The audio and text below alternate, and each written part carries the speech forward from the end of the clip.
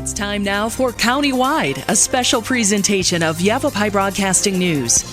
Join News Director Paul David and News Editor Philip Catafamo as they talk with our community's leaders, newsmakers, and people in the know.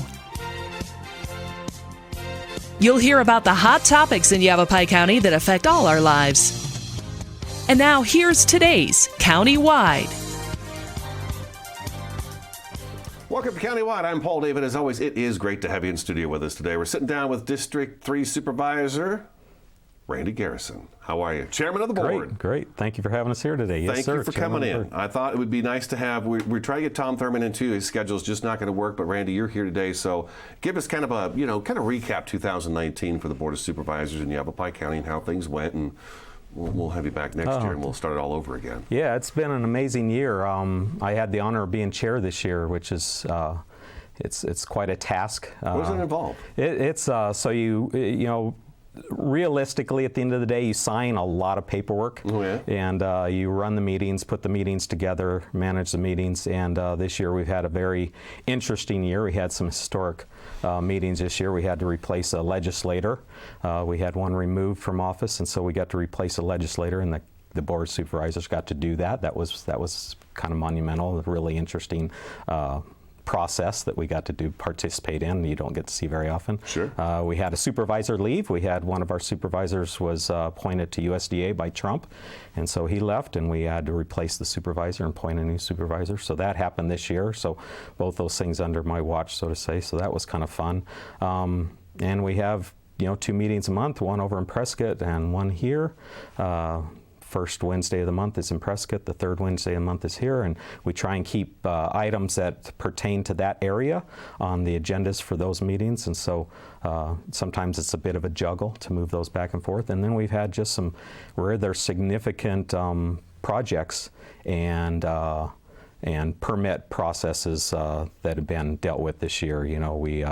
We had the Patel project in the village of Oak Creek. That's taken a little over a year to deal with. We had the Ranch Rojo Grande project in Sedona that moved through the process. That was almost a year. An amazing amount of public involvement on both of those. That takes up a lot of time. We had some road projects that we got started this year. We started the Verde Connect project. I've been really fortunate over the last 3 years. This district and the Verde Valley, we brought in just shy of $30 million of either state or federal funding coming into the Verde Valley to help with our transportation and transit problems. Through grants. Through grants and safety funding. And so we got about $4.8 million, I believe, for the Cornville Road. We'll hopefully start the engineering in 2020 and start the construction 2021 on a couple sections of that and make it safer. We have such an impact with the increased traffic load on that road and that community. And then we got the Verde Connect project. We started that as really just a study to see where we could put a new road in the area. It had been part of a regional traffic plan for over 2 decades. It actually was part of Camp Verde's community development plan for 29 years. They've been wanting that road and just never could afford it. So we went to the board, took the studies, and asked them to sponsor and give us the money. So we put, I think, $1.2 million into hiring an engineer to come in and do the study on looking for a route and accessing whether it's usable and feasible and wanted and needed. And when we started that process, Trump got in office and said, we're going to put some significant money into infrastructure and put a chunk of money out there. We went after it. There was, I think, 941 different communities put in for that funding. 91 were actually successful in getting it, and I believe 12 were successful in getting full funding. We were one of those 12 in the entire nation. The only one in Arizona to get the funding. We got $25 million to move that project forward. So something we started is nothing more than a study and a book that was going to go on a shelf to say if we ever get future funding and becomes available, we can build this road, and the next thing you know, it's a reality, and we'll actually be breaking ground next year on that. So things have been really productive there. We've had a very successful year in getting projects moving forward, and some not moving forward. So pretty amazing. How do you feel about public participation during the Board of Supervisors? Do you have a lot of people show up for the meetings? You know, unfortunately, there was more. Unfortunately, we don't. I served on school boards for 12 years, and the only way we could bring people to school board meetings is if you were changing a school or moving a class, dealing with the program. Then you would get, the parents showing up in droves. But we would at Cottonwood Oak Creek, we implemented a pretty neat process where every meeting we started by bringing a group of kids in from one of the schools. We had 5 campuses when I got on the board. We had 7 when I left. We would bring in a group of kids that were either a yo-yo club or a unicycle club or a spelling bee club or chess club or whatever, a group that was doing something at one of the campuses, and come in and share what they were doing and maybe give an example of what they're doing and lead us in the pledge. And you would get all the parents there because their kids got to come up and nice. Do that. And so that was the only way we could get people to the meetings was to bring the kids in nice and have them in the meeting. It was a neat way, and it was always a great way to start a meeting, because then you remembered why you were there, because school boards can be pretty boring. You're just dealing with policy and budgets, so it can get pretty boring. But when you get to see the kids and the impacts you have on families' lives, that's a pretty neat way to start a day. Really neat. So that was how we'd get people there. But other than that, you'd be lucky if you could get 5 or 6 people in the room, And council was the same thing. Unless there was something controversial, you wouldn't get anybody coming in unless you were giving them an award or a proclamation. You just couldn't get them in.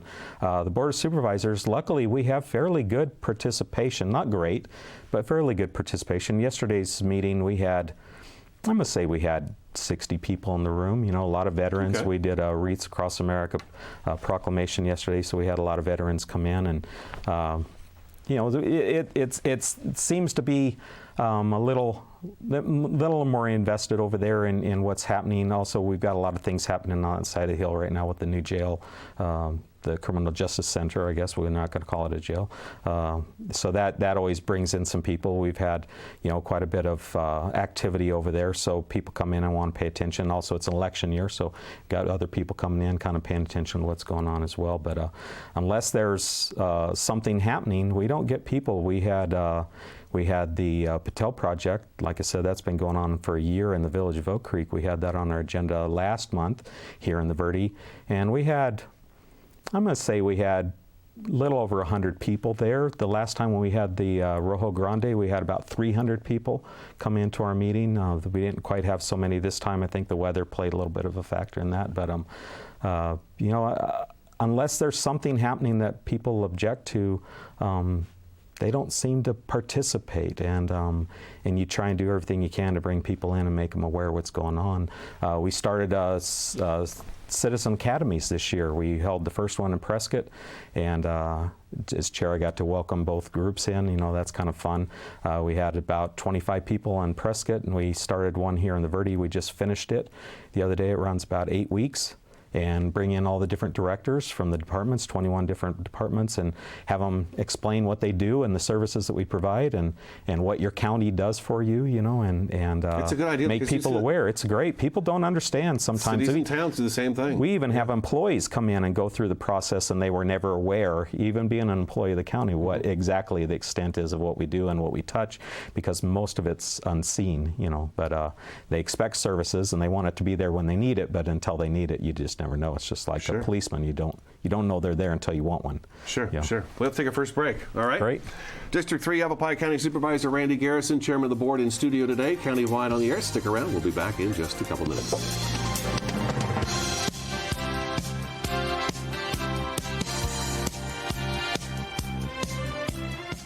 Start your journey toward better health with Ageless Touches Massage Therapy. Licensed massage therapist Richard Stevens uses the latest and best equipment to relieve scar tissue, electronic smog, and tinnitus. Ageless Touches does everything they can to work your issues down to the bone. Improve your path to better health with Ageless Touches Massage. Award-winning Soundbites Grill is an entertainment restaurant located in uptown Sedona at the Hyatt Pinion Point Resort. Open for lunch and dinner, featuring fresh fish, all-natural hand-cut beef, even a full vegan menu.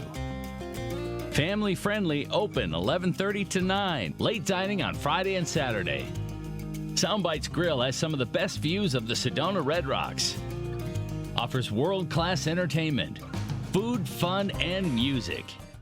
Two things we can count on every year. A new set of tax rules and great weather here in northern Arizona. Jackson Hewitt Tax Service, locally owned and operated by Lewis Rice since 1997, is here for you all year long. Your neighborhood Jackson Hewitt Tax Office will help you in all of your taxing situations. Electronic filing is always free with your tax preparation at Jackson Hewitt Tax Service. Get more in return. Call 1-800-234-1040 for an office near you. So, I'm kind of new here, but I've noticed a trend. My human does this funny thing where she goes around and gets all my toys, and then she hides them in that basket by the door. You know, but it's always the same basket, and it's always in the same place. And then she acts so surprised when I find them, but, you know, she's putting them in the same basket. Again. It's like, hello, that's where you put it last time. You were the worst at hide and go seek.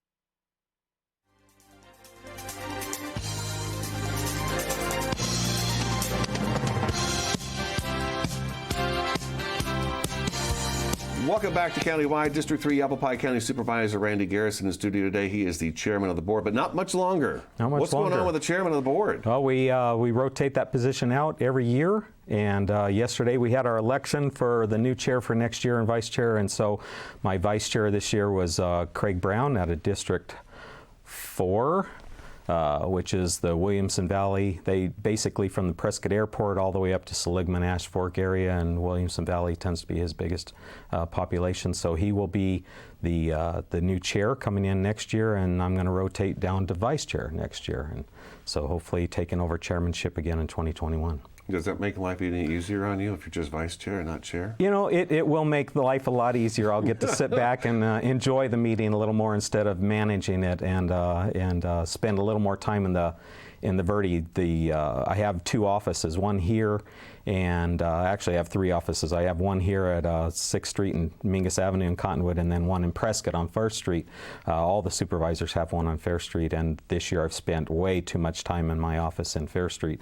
And then I got the office out in the parking lot right now. You know, that Tahoe I put right now I just hit 64,000 miles in 3 years, so that tends to be where I spend the bulk of my time. And coming into this job, I decided I wasn't going to spend much time in the office. I wanted to be out. I wanted to be in the community. So rarely do we have office hours. We aren't in the office much at all. We tend to go out and meet people in their environment, because if they want to talk about something happening in their neighborhood or their community, I want to be there and see what they're talking about instead of hear about it. Exactly. So it's much easier to do it that way. It's better. It is much better, yeah. Face to face. Face to face, and being in their environment. You don't know what it is until you stand on their ground and see it through their eyes. So. Good for you. You wanted to talk about land use today, and I want to make sure we do that before we have to take another break, which is about 6 minutes away. But let's go ahead and talk about land use. Yeah, land use. So that's going to be the big discussion moving forward. It's really been the big discussion for this district and for the last 2 years, and actually probably for the last 2 decades.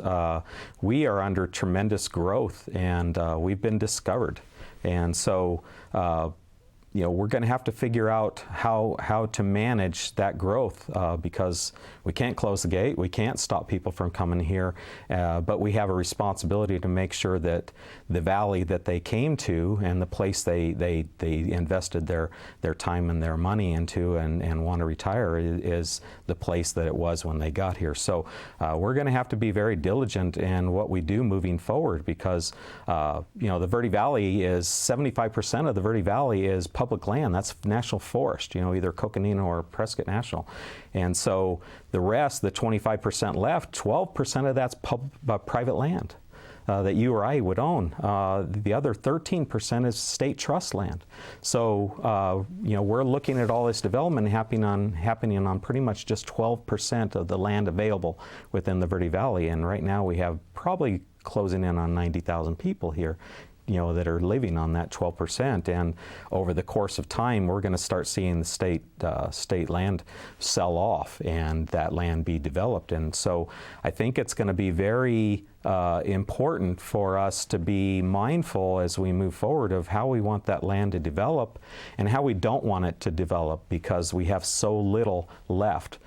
We want to be very diligent in making sure we use it to its utmost value.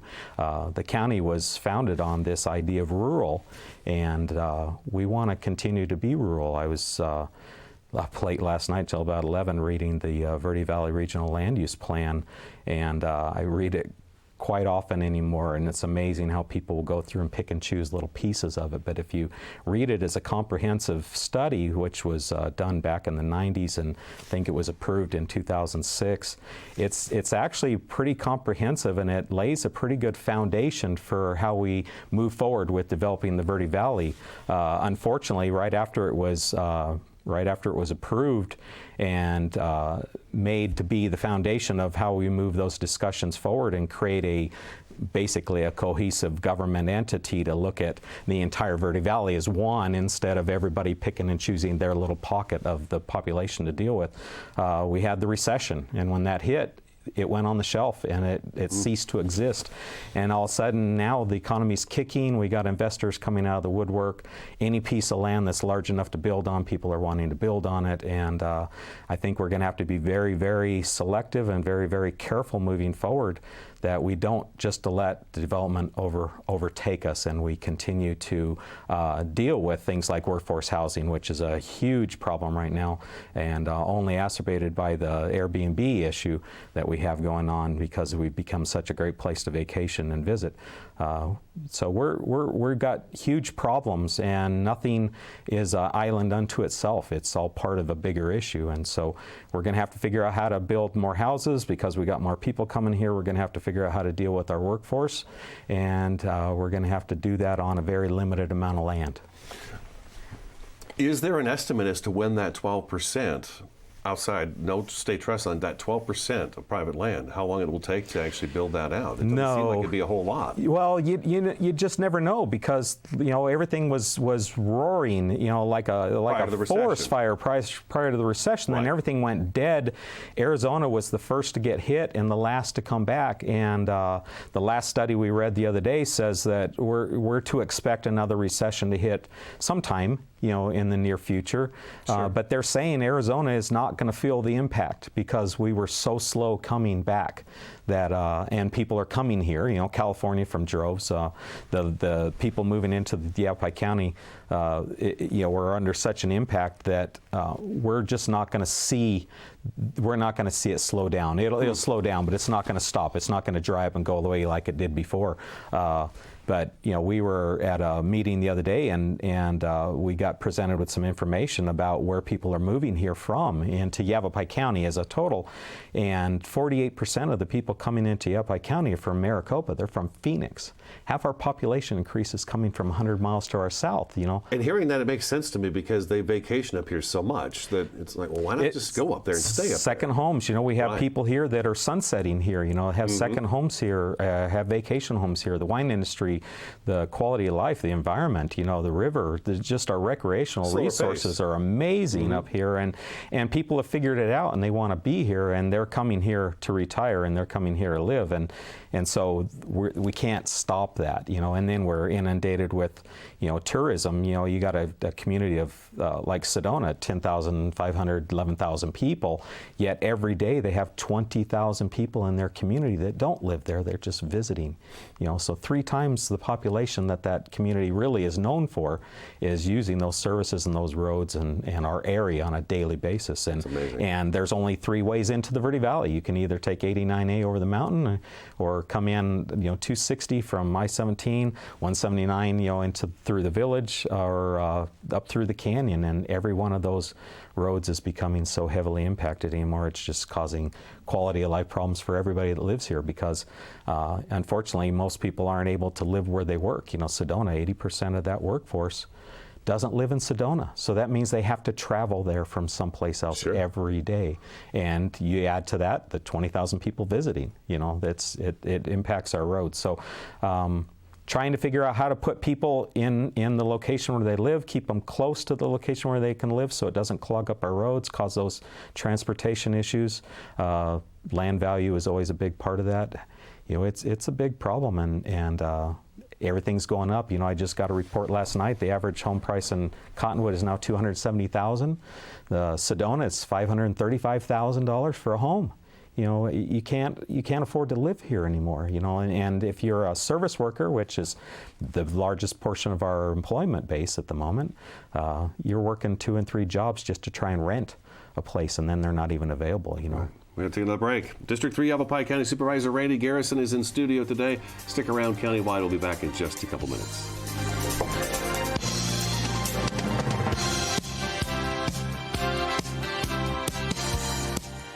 Feng Shui artistry, the oldest form of development planning, today known as the art of placement. For 26 years, master Feng Shui educator, practitioner, artist, and author Caroline Patrick Bournet has used ancient rules of environmental, physical, and spiritual harmony to support clients' health, knowledge, creativity, and success. In mapping your home, you'll understand yourself. Better living is the gift of a lifetime. Change your life one room at a time. Schedule your Home Therapy 101 consultation today.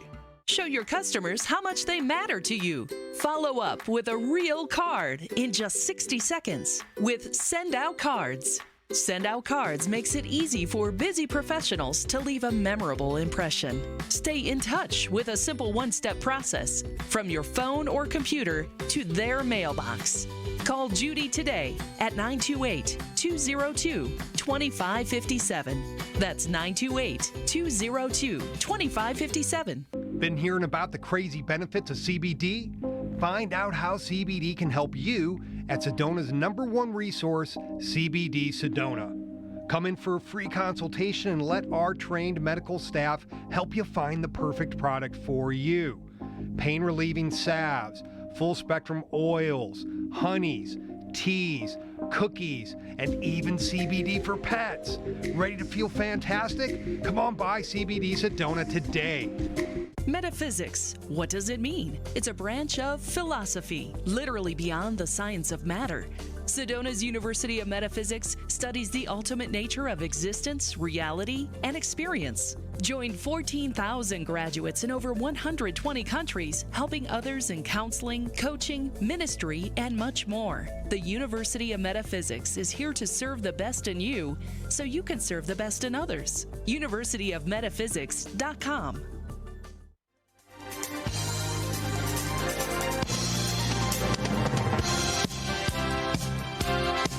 Welcome back to Countywide. We've got just a couple minutes left of the program. Supervisor Randy Garrison in studio today. So, what else can we hit in a minute and a half? I don't know. I was hoping we could talk about workforce housing. We got a great project going forward right now with trying to get more homes on the ground for our workforce, and actually it's a collaborative effort that was started between our office and Justin Clifton with Sedona, because they seem to be one of the more heavily impacted communities with workforce housing. And so we've got all the mayors and managers from around the Verde Valley now working collaboratively on coming up with some solutions, and the county kind of taking the lead. We're going to create some footprints, some house plans. We're hoping to have about 8 ready here real soon. You'll be able to walk into the county, say I have a lot that's 0.14 acres and I want to build a 1,100 square foot house. We're going to be able to open up a book, give you the plans for 2 or 3 houses. You can pay $200 or $300, walk out with your permit and house plans that day and go put a house on the ground and shorten up the process and the cost of putting that house down. Affordable workforce housing. It won't be what the McMansions and all the custom homes, but it'll be very efficient use of space and help people get real homes on the ground much cheaper. I had a real estate agent talk to me yesterday and said, back when they were doing manufactured homes, back before the recession, 2004, 2005, they could buy a manufactured home for $30,000. Now it's $120,000 to $150,000 for a manufactured home. Yeah. And now you're putting them on a lot the size of this table and having to pay rent for it. Right. That's not workforce housing. That's not quality of life. So we're going to have to figure out how to deal with getting people into a real home, family style home that they can live in and be part of the community and So we got a lot of challenges moving forward, and they all seem to impact each other. So, do you enjoy them? I love the job. Yeah. I absolutely love the job. Okay. I came into this position wanting 2 terms because nothing gets done in 4 years, you know. So I'm hopeful to extend my reign for another 4 years and continue to do what I'm doing. I think we've been impactful. I think we've been successful. We've been great on legislative issues. We moved 5 bills forward with the legislature this year. We're moving 5 forward with our legislature, trying to deal with a lot of things. So anyway, can you believe it? We're out of time. Yeah, it's amazing how Supervisor fast. Garrison, well, thank you very much for having us in. Thank you for coming in. I know your busy schedule. All right, that is today's Countywide. Thank you so much for watching and listening, and we will talk to you again next time.